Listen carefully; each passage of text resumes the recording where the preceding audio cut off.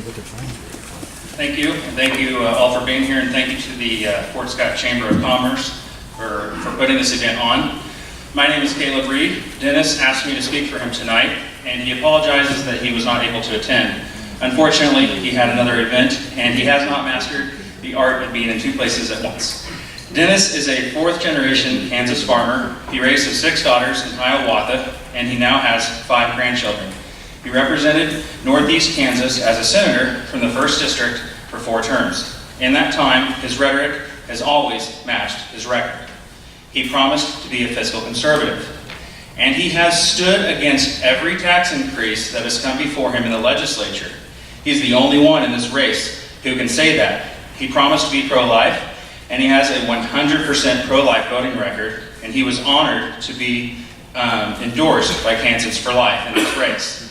He has also stood for our Second Amendment rights, and he has a lifetime A rating with the NRA. In Washington, he wants to help President Trump build the wall, secure our borders, and promote American leadership in education, agriculture, and industry.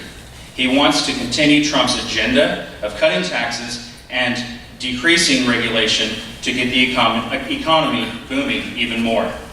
I'm supporting Dennis to represent us in Washington because he's always stood for what he believes in Topeka.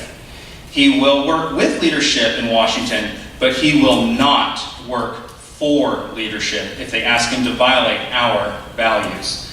Dennis is the only candidate in this race who fought against the tax hikes that took money out of the pockets of our hardworking Kansas families. Dennis is the most conservative candidate in this race, and he's proven that he can be trusted in Washington. I ask that you join me in supporting Dennis in the primary. Thank you. Okay, Caleb, thank you, representing Republican Dennis Pyle. Okay, if we can, Kevin Jones, could you step to the podium, please?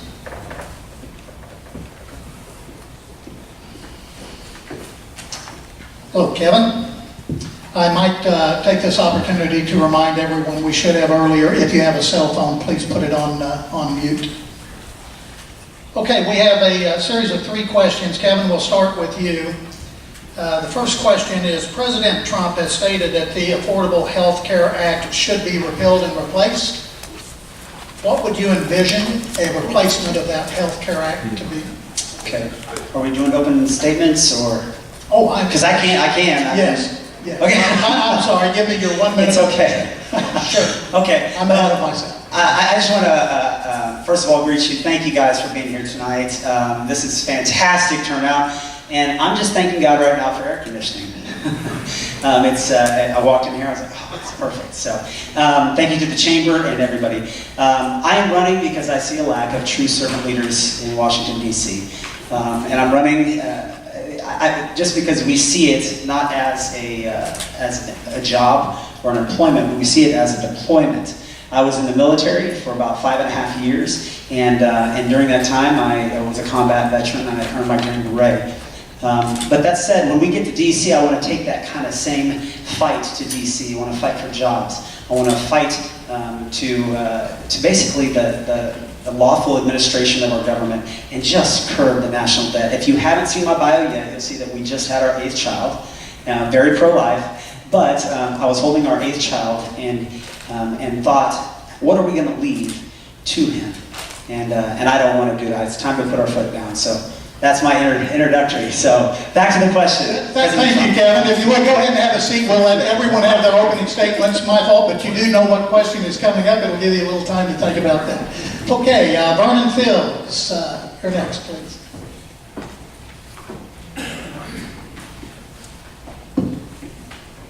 Good evening. Can you hear me? All right, okay. First and foremost, I want to thank you all for coming out because you could have chose to be someplace else, but you chose to be here. My name is Vernon Fields, and I'm fighting to get your vote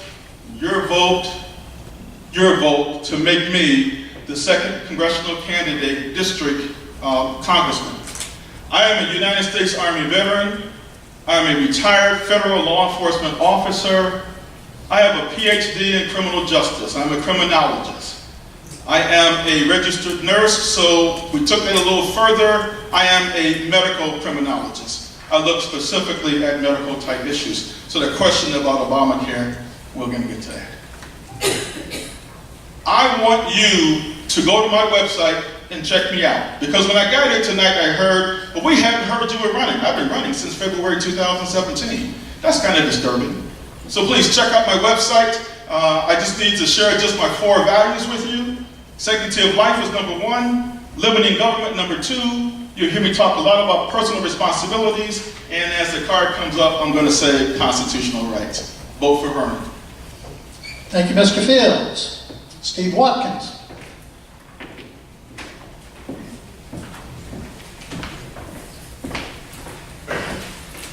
Good evening, everybody. My name is Steve Watkins, and I'm running as a political outsider in this race, and that means I've never held office before. In fact, I've never even run for office. You see, I'm an engineer and a builder, and I also believe in small government, minimal taxes, low regulation, free market economy, the gift of life, liberty to those who protect life, with a gun if necessary, religious freedom and family values.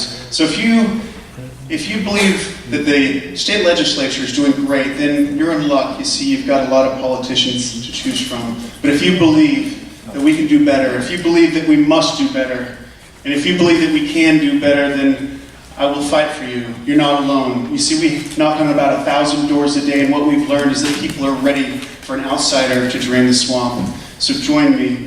Rise up with me, and we'll do just that. Thank you. God bless you. God bless you for being here. Thank you, Mr. Watkins. Doug Mays.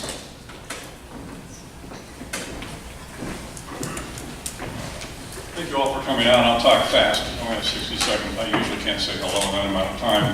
How many here know where Pawnee Station is? Yeah, that was where my father was born, upstairs at the station house there in 1923. My mother was born in Cherokee County, a little town called Roseland. I was born in Pittsburgh at Mount Carmel Hospital, the old, not the new one. Grew up in Pittsburgh. I went to high school in the Odyssey. I went to Independence JUCO, and my wife, who is from Girard, rural Girard, around Brazelton, I know you know where that is. We graduated and had to go to Topeka because there were no jobs in southeast Kansas at the time. That happens a lot. I'm running because I want to see the kind of leadership from this district that will represent you from day one in Washington. It's a tough place, Congress. You got 435 people, all with egos and agendas, and it's hard to get anything done there. I have experience. I was Speaker of the House in Kansas for 4 years, and I learned when to stop. So, thank you. Thank you, Mr. Mays. Karen Tyson, up next. Well, thank you for sponsoring the event tonight. I'm not as tall as the other gentlemen in the race, and thank you guys for sponsoring and all your work. Thank you guys for coming out and listening how I will represent you as your U.S. Congresswoman. I'm a grassroots conservative. I know most of you. I represent this 12th Senate District. My husband and I own and operate Tyson Ranch just north of here. He's 5th generation on the ranch. I'm 5th generation Kansan. Graduated from KU and K-State. I have a Bachelor's of Science, Math, and Computer Science from K-State, Master's of Engineering Management from KU. I did have the opportunity to work at NASA, and that's what sparked my interest in government waste. We waste money at the government level, and we need to stop. There's a lot going on in this campaign, and it's critical. It's critical that you know who you're voting for. We have individuals who are willing to lie about others' records and misrepresent. We have others whom are outsiders to Kansas. They've never voted in a Kansas presidential or congressional election. I ask for your support tonight. Thank you, Karen. And Steve Fitzgerald. Thank you very much. Karen took my speech. I'm Steve Fitzgerald. I'm running for Congress. I'm a retired military officer, businessman. I've been 6 years in the Kansas Senate. And when I announced a year ago, I announced that I was running to rapidly implement the President's agenda of restored American security and renewed American prosperity. I'm pro-life, pro-Second Amendment, pro-business, anti-illegal immigration. I expect Congress to be a good partner on your behalf with the President in order to achieve his agenda. I'm pro-life in that I was a founding member of the Kansans for Life chapter in our area. I've been endorsed by the Kansans for Life in all my races. I'm under constant attack because I take a stand and I take the heat. Second Amendment, I'm a life member of the NRA. I've been A-rated by the NRA in my races. I sponsored the constitutional carry, Senate Bill 45. Business, I've been in my own business for 11 years, and you'll have to wait. Thank you, Mr. Fitzgerald. Okay, Kevin, if we can get you back up now and get in the right order of things. We'll begin with the questioning, and that first question was, President Trump has stated that the Affordable Health Care Act should be repealed and replaced. What would you envision that replacement to be? Well, first of all, I do want to say this, and it was actually President Kennedy who said, ask not what your country can do for you, but what you can do for your country. And we have a minute? Okay, wow. So the first thing is, how many people in here exercise? Right on, right on. And, and actually across America, it's about 1 in 10 that actually get their body up to the intensity that they need. So the first thing that we can do, honestly, when it comes to reducing the cost of healthcare, not insurance, healthcare, is to begin to exercise. That's the first thing that we can do. Secondly, with 30 seconds left, is that it is the cost of health care that is the issue.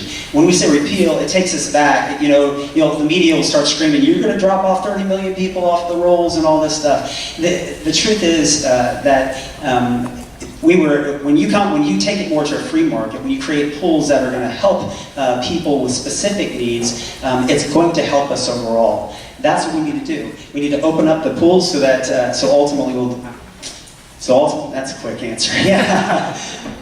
And please keep in mind that you will have another 2-minute closing statement that you can bring up things of interest or concern. Okay, next up, Mr. Fields, Vernon Fields. Same question, Mr. Fields. President Trump stated this Affordable Health Care Act should be repealed and replaced. What is your envision for that replacement? I'm a city council member, and I know that every year we have to look at ensuring that our staff has insurance. And I was surprised to find that as a federal law enforcement officer, as Kevin Jones has said, I'm in a very unique pool that will provide me health care for the rest of my life for less than $200 a month. The rest of my life. I would look at trying to get that kind of same open market for everybody. I'm not sure how much Obamacare costs because I've never had it. But I've always had insurance for almost my entire life. So I would look at opening that kind of pool up. There's no reason why I can have the same kind of insurance as members of Congress and people out here cannot. On a side note, my wife had surgery, major surgery, in March of 2017. Cost my family $175,000. My insurance covered all but $300. That's the kind of insurance I want for everybody. Thank you. Thank you. Mr. Watkins. Same question. Thank you. So the healthcare industry is comprised of lots of systems, and whenever you've got a large and broad, deep collection of systems, you need to build it on a foundation of capitalism. That means it's characterized by transparency and competition. See, the problem is if we want whatever metric that you're searching for, lower cost, faster delivery, safer work environment, R&D, you're going to do good by allowing transparency and competition to ensue. And so one of the things I'd like to see is less regulation. My wife's a doctor. She wants to order first it takes a lot of regulations, a lot of years for her to become a doctor. And because it's heavily regulated, it's a heavily regulated market.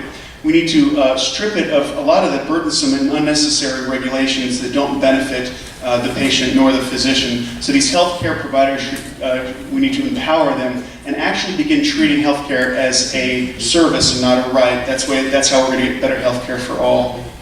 And that's my time. Thanks. Thank you, sir. Doug Mays.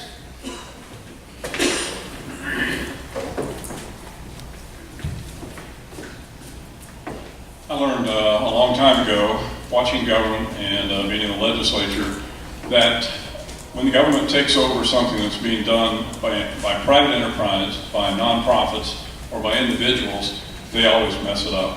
They always make it more expensive, and it never quite lives up to what it was before. We have to return to insurance that is provided by the industry. We have to remove rules and regulations. We have to remove the mandates that makes the average person's health care more expensive, and so they can offer a basic plan. And we also have to allow competition between the companies on a nationwide basis. It doesn't mean we'll not be regulating insurance companies in Kansas. They will be able to cross state lines. I'm sure there are other things, but I know that a fair portion of it has already been repealed, but we have a long ways to go, and I think we should do it through private industry and less regulation. Thank you. Thank you. Karen, same question. We need to repeal Obamacare. It's hurting our small businesses and stifling growth of those businesses. I know most of you in this room understand that. The other thing we need to do is get government out of the room between you and your doctor. There's no way government should be in the room.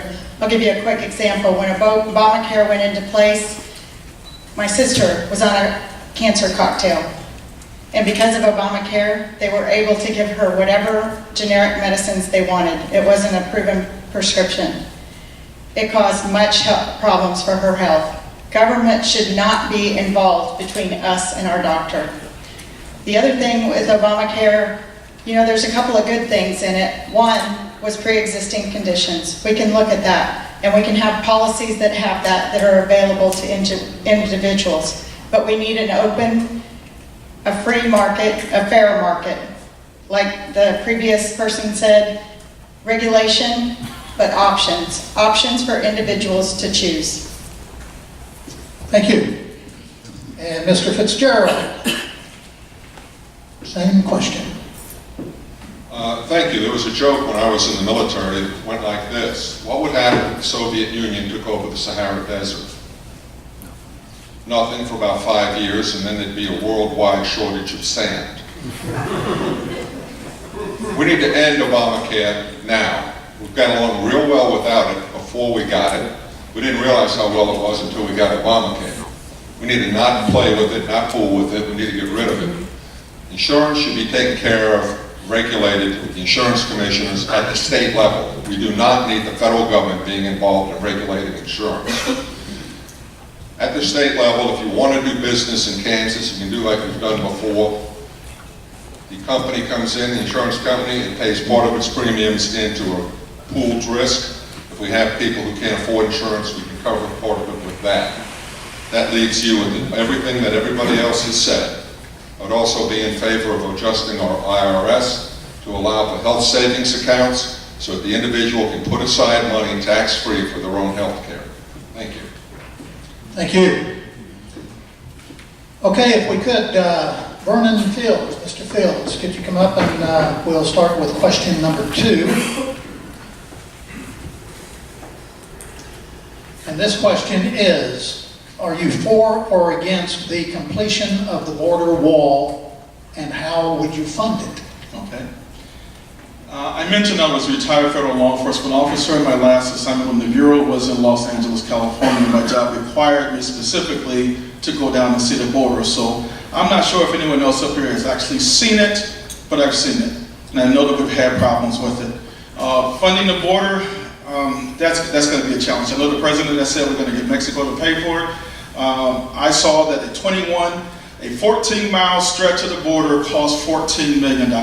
We have to look at ways that we can carve monies from other budgets and other areas to be able to support and fix that wall.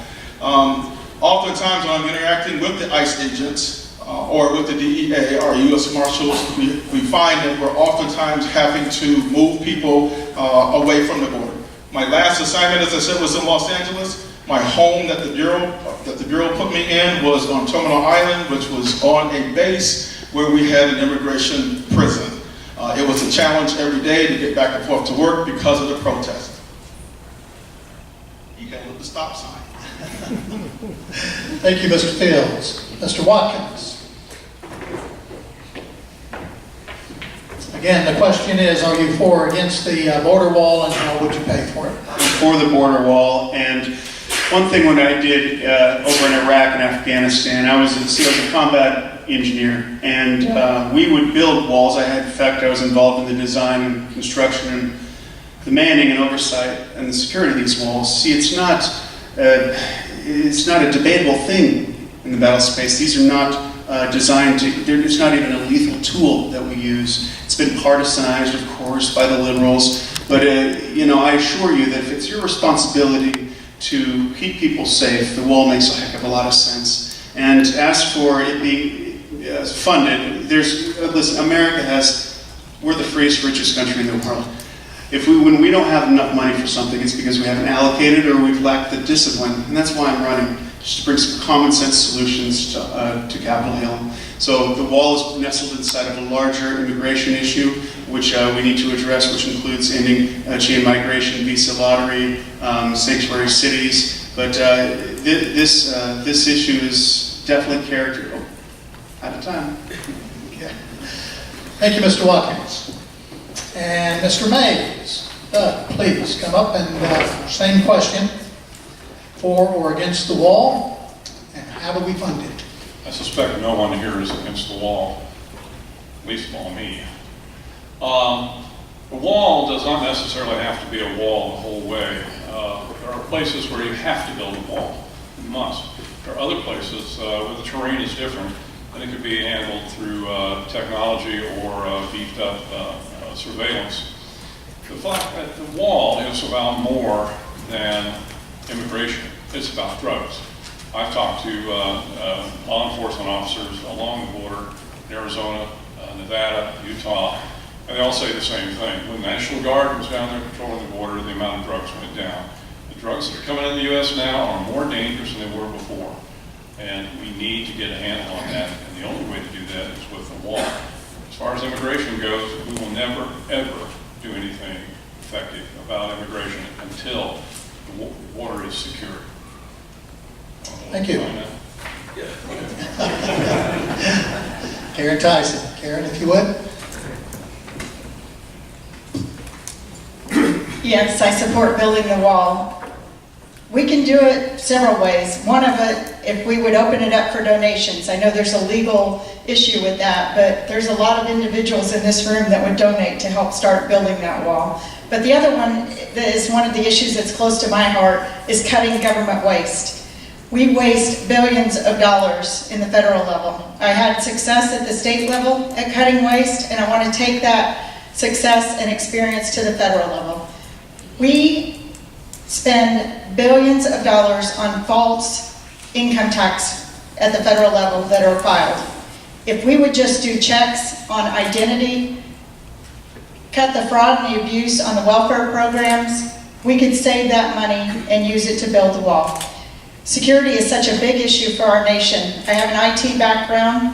Cybersecurity is one of the issues that is threatening us, also illegal immigration. We need somebody that understands those issues and willing to work on legislation to fight for your security. Thank you. Mr. Fitzgerald, same question.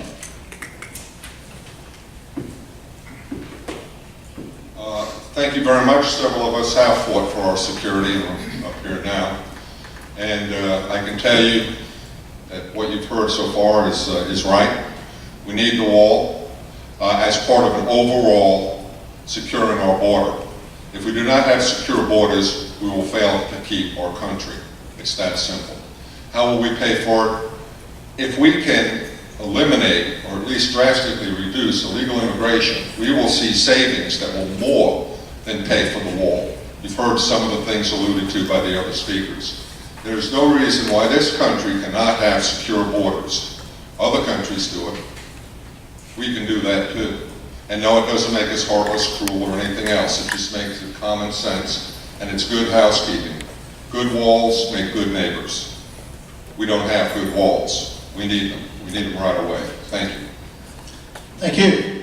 And Kevin Jones. I am absolutely for building the border wall. I have had the opportunity and the pleasure of traveling all over the 25 counties and meeting with many of the sheriffs. This is one of the things that most of them will agree on, and that is because it is a deterrent. The border wall, and if you go and park a sheriff car, a police car in front of a school, it's a deterrent. Even if they don't have an SRR or somebody in there, you're going to have a deterrent there. We know that from the military. We know it from just security in general. But that said, how many know how much that wall is going to cost to build? Give or take 20 billion, 20, 30 billion, whatever. How much do we spend on illegal immigration every year? 100 billion, give or take? Seriously, the wall will pay for itself almost. But I do want to point out something. Congress just passed $1,000 a month, $1,000 a month per representative car allowance for renting cars or for leasing cars. $1,000 a month. Now, I don't know how many of you guys have $1,000 a month at least, but I don't. I drive a little Geo Metro. 2 months could pay for my Geo Metro. All I'm saying is that there's a lot of ways that you can save and pay for that wall. Thank you, sir. Okay, Steve Watkins, if you would, come on up to the podium, and we'll start question number 3, which is, as a member of the U.S. House of Representatives, would you support the President's use of tariffs as a means of forcing the world to trade more fairly? The simple answer is no, but I'd have to look at each individual tariff proposal specifically. But listen, I'm a free trade guy. I'm a free trade thinker. I've spent 8 years of my life overseas, and I assure you that business is tough enough as it is out there. Now, our economy benefits greatly from free trade. I'm a big fan of that. What the government's role here is to get out of the way, and so our ag community, especially here in Kansas, second, has a chance to sell to the markets in Asia and Europe and so forth. So the government's role is to stay out of the way so American producers can find those consumers and that we all benefit from them. Thank you. Thank you. Mr. Mays, same question. And that question again is, as a member of the House of Representatives, would you support the President's use of tariffs as a means of forcing the world to trade more fairly? Ronald Reagan was known as a great communicator. I predict this president will be known as the great negotiator. If you have watched him closely, he comes out with positions that, well, frankly, make a lot of people mad, and then he stakes out that position and then negotiates. He doesn't believe in negotiating with himself, and he doesn't believe starting in the middle. He starts out here, and they start out here, and he means, I hope that that's what he's doing here. The last thing we need is a trade war.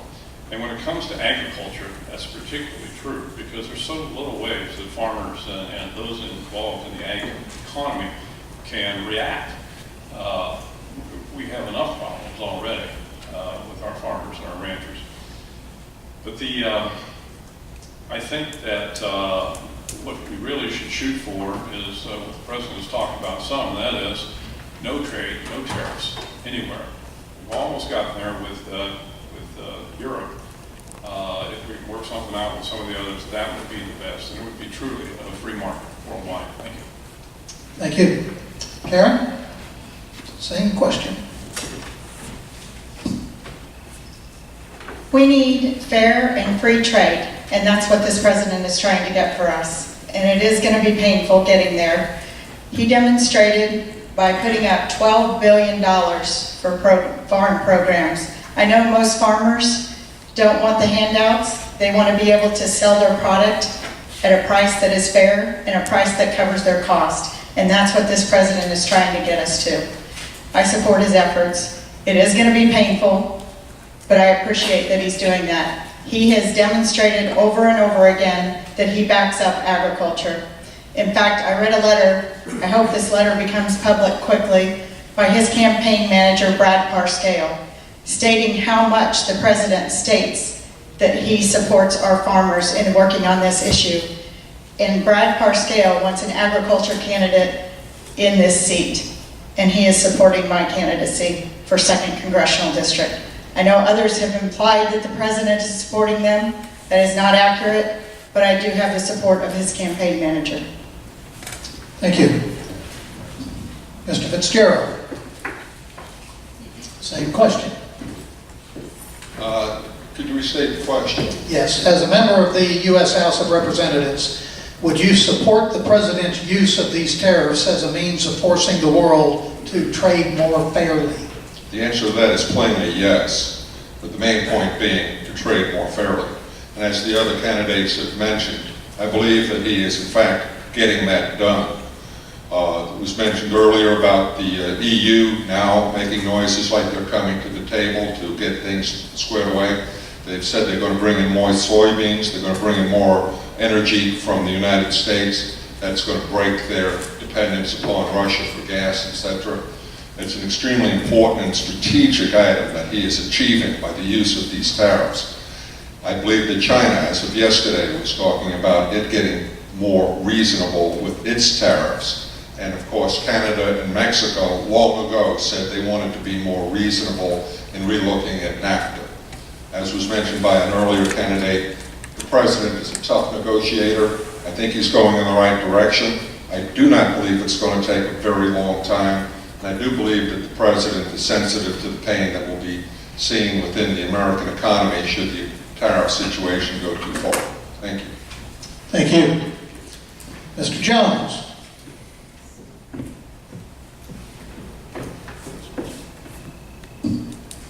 I appreciate the question. Whenever President Trump was campaigning, so I guess then Donald Trump was campaigning, he was talking about the trade deficit. And this is what he was very passionate about. And the trade deficit was, give or take, $800 billion. Who in here wants to be taken advantage of? Yeah, nobody wants to be taken advantage of.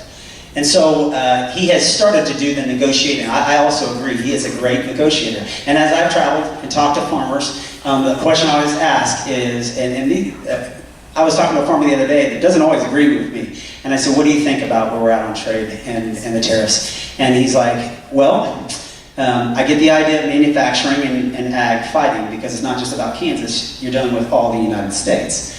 But I trust what Trump is doing. And I want to see how this pans out. And as the President has been working on this, ultimately it is becoming better for the United States of America. Sorghum and grain, I know I currently represent the 5th District, which has Anderson County, which has Garnett, which has our ethanol plant. And so immediately, we can start getting hit on the ag industry. It's a big deal. And we don't want insecurity. But we don't want to be taken advantage of as a nation at all. And so I do trust where we're going. Ultimately, is that stop or is that 30 seconds? You're holding 30 seconds. It's all good. Thank you, Mr. 30 seconds. Thank you, sir. And Mr. Fields? Same question. Would you support the President's use of tariffs as a means of forcing the world to trade more fairly? The answer is yes, as long as the farmers are being protected. On Sunday, and I live in a community of about 5,000, so we still have farms in the area. I used to be able to look out my back door and see the cows and the horses, and progress is moving. But I was talking to a farmer Sunday in church, and he said, this $13 billion bill is going to help me pay my bills for one more year. So as long as the tariffs continue, and as long as we're able to continue to support our farmers, then the answer is yes. Anything else you want me to answer today? I think that answers it. My pastor also said, be quick, be short, be to the point. Thank you, sir. Okay, that concludes our 3 questions. It is time now to allow each of the candidates to take a couple of minutes and give closing remarks, hit on anything that you did not have time to hit on with the questions that we've asked, or any other subject that you would like to. And we will begin our 2-minute closing remarks statements with Doug Mays. Doug?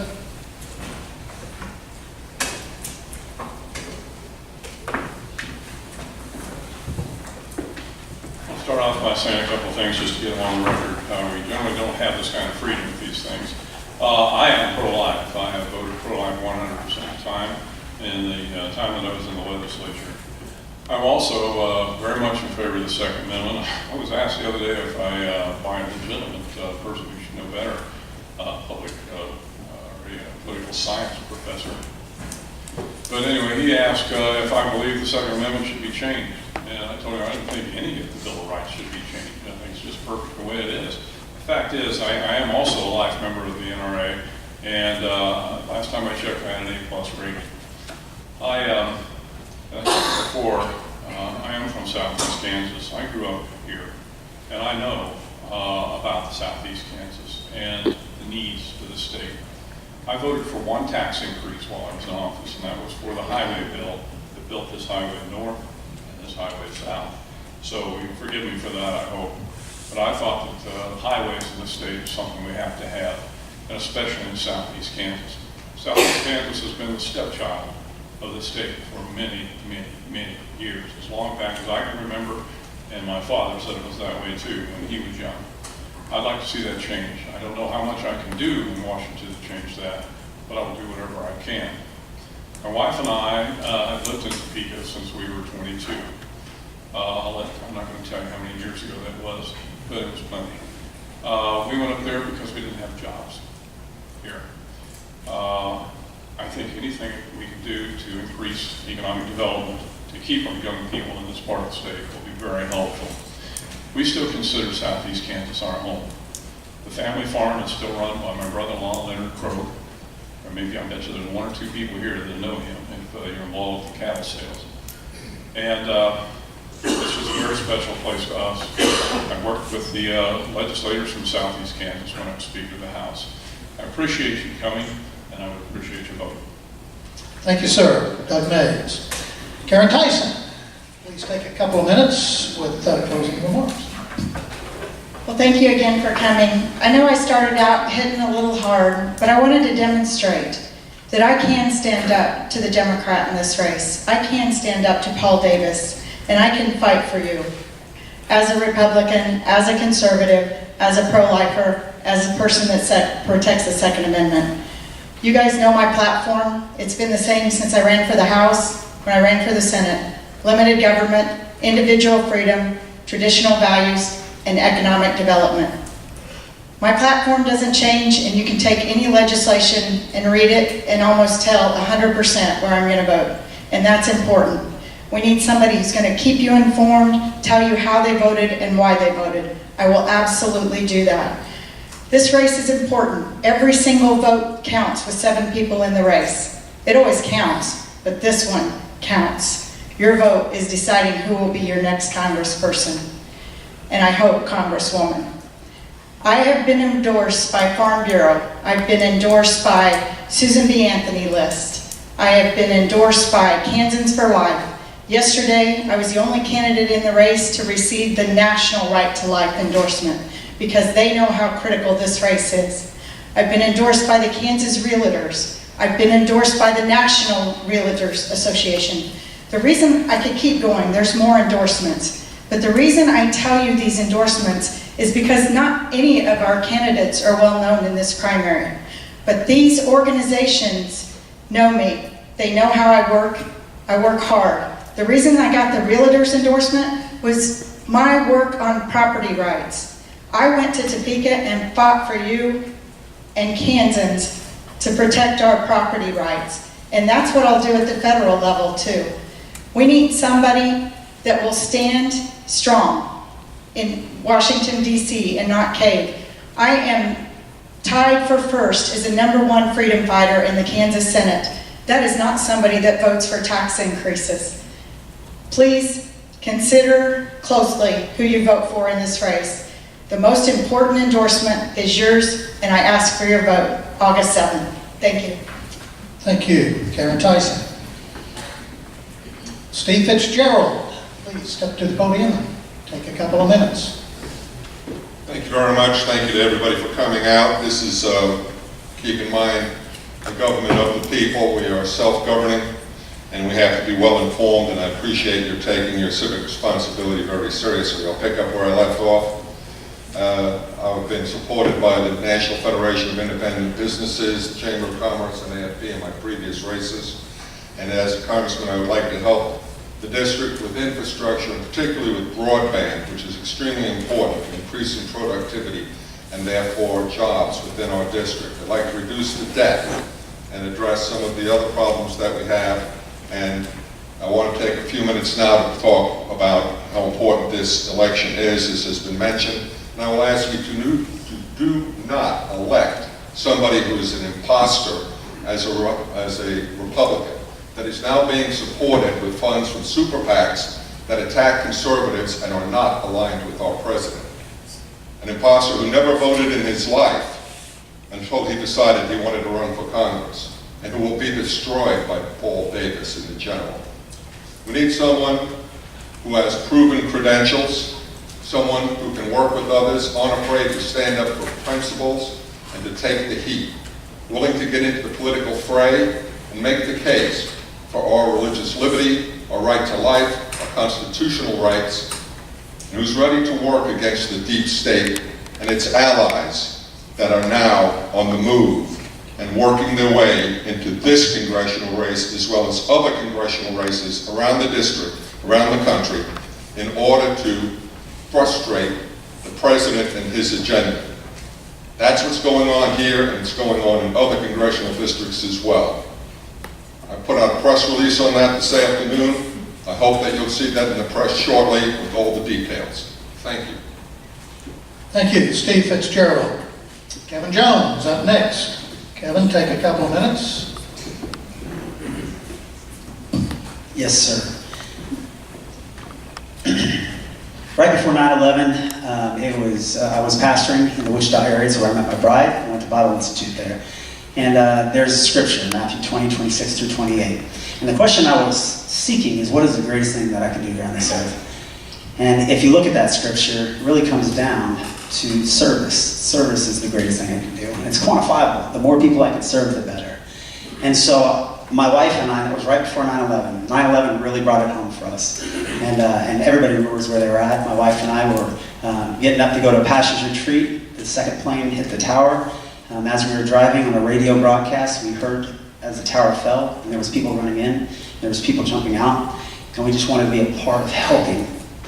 So it wasn't long after that we went in the military, and we got out of the military and came back home, and got involved locally. Everything from planning commission to school board, which I'm still on, and now as a state representative. I'm the only person in this race that has term limited himself to run at the federal level. I truly believe that service is like this, that we tend to make it a hierarchy, and we put the president at the top and it's a pyramid. I believe it should be flipped over, and that pyramid should be upside down, and we the people are at the top of at the base. We the people are on top, and the president and everybody down there in that chain of command, they are the servant to all. And that is the mentality that I take when I go to Washington. It's not about a career. It's about a service. It's about a deployment. I'm going there to get the job done and come home. So with that, I'm focused on jobs. I'm focused on debt. And I'm focused on the lawful administration of our government. Calling political correctness, calling unlawfulness for what it is. What is illegal, instead of saying undocumented. That said, whoever we elect, you are trusting us with your money. I was a Robert Kiyosaki guy. Had a Dave Ramsey experience, and we need to have that at a DC level. Amen. Thank you, sir. Ask for your vote. Ask for your vote August 7th. Vernon J. Fields, please step to the podium and take a couple of minutes. Did you save the best for last? Is that what I did? Oh, yeah. we have Mr. Watkins following you. So, yes. Okay, all right. My grandmother was born in Paola, Kansas. My father spent some of his time, his youth, in Kansas City, Kansas. Even though I was born in Omaha, Nebraska, I still claim my Kansas roots. Her grandson came home. When I talk about sanctity of life as a registered nurse, I have to put my mouth where put my actions where my mouth is at. I elected not to work in hospitals that performed abortions. That should tell you a little bit about what I mean by that. Personal responsibilities. I've never been high, never been arrested, never been drunk. Why am I saying this? Because I'll never put down another candidate either. I'll never talk about the fact that they might not have done this, they might not have done that, because that's really not important to me. What's important to me is that I keep my focus on you and you and you.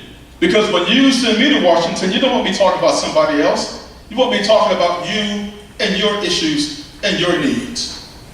There was an article I read about a year or so ago, and that article said this: you can have everything in the world working for you. You can have all the endorsements, you can raise all the monies. You can do everything right and still lose the race. Because of one flaw, and I'm adding this piece now, because of one flaw, because you took the focus off of you and put it on me. We need to keep our focus on you and do what's right for you and stop some of this other stuff. Oh yeah, the reason I say I've never, did all these things because it's going to be pretty hard for anyone to find that kind of stuff for me without it being something other than the truth.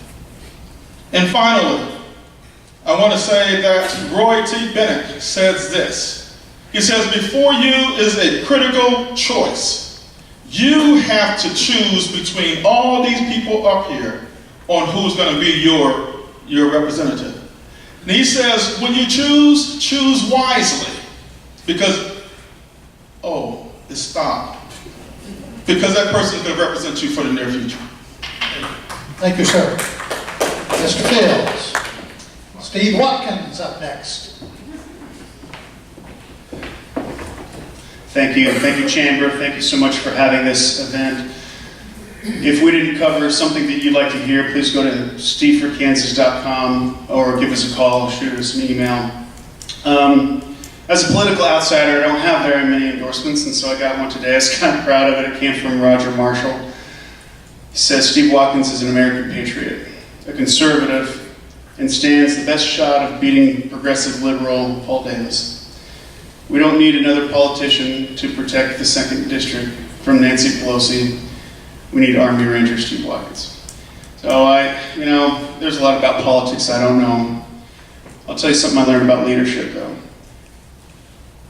I want to invite you to join me on a little trip to Baghdad or to Kabul, and imagine a convoy kicking off, and you go up and down the convoy line and you see boys, really. They're just, in my mind, they're boys. And they're scared out of their mind. And it's up to you as their leader to embolden them, to summon up the courage to go out onto the street with guns where people before have gone and they didn't come back. What do you say to them? I'll tell you what I would say to them. I'll tell them what I used to say is that you have to go where it's hard in order to accomplish what is great. And we would fly into the fire. I describe them as my angels because we were up against the devil. If you've seen what I've seen, you know that we were up against the devil. And some of my angels didn't fly back out of the fire. They gave what Lincoln described as the last full measure of devotion. And even though I led them then, I feel like they lead me now. And when I'm at this crossroads, I know that they're saying the same thing that I used to say to them. You got to go where it's hard to accomplish what is great. 8 years with my boots in the sand in war zone. In 8 years, I know about 2 things. Number 1, the devil's out there. Number 2, if they're shooting at you, you know you're doing something right. Thank you. God bless you. SteveForKansas.com. Thank you, sir. And thank you, candidates for U.S. House of Representatives, 2nd District. If you would, please join me.